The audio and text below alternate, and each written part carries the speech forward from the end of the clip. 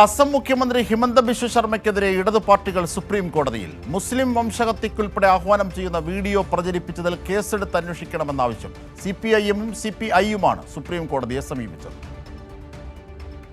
നിരന്തരം മുസ്ലിം വിരുദ്ധ പരാമർശങ്ങൾ നടത്തുന്ന അസം മുഖ്യമന്ത്രി ഹിമന്ത ബിശ്വ ശർമ്മ മുസ്ലിം വംശഹത്യയ്ക്ക് ആഹ്വാനം ചെയ്യുന്ന AI നിർമ്മിത വീഡിയോ കഴിഞ്ഞ ദിവസമാണ് ആസാം BJP വ്യാപകമായി പ്രചരിപ്പിച്ചത്.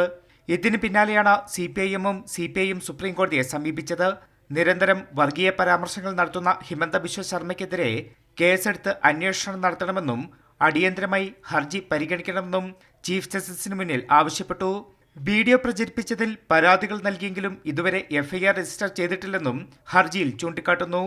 CPIM മുതിർന്ന നേതാവ് സുഭാഷ്ണി അലിയും CPI നേതാവ് ആനി രാജയുമാണ് ഹർജികൾ നൽകിയത്. ഹർജി പരിഗണിക്കുമെന്ന് ചീഫ് ജസ്റ്റിസ് സൂര്യകാന്ത് പറഞ്ഞു.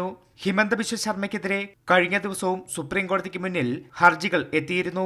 മിയ മുസ്ലിം പരാമർശത്തിൽ ഉൾപ്പെടെ വലിയ പ്രതിഷേധമാണ് ആസാം മുഖ്യമന്ത്രിക്കെതിരെ ഉയരുന്നത്. കൈരളി ന്യൂസ്, ദില്ലി.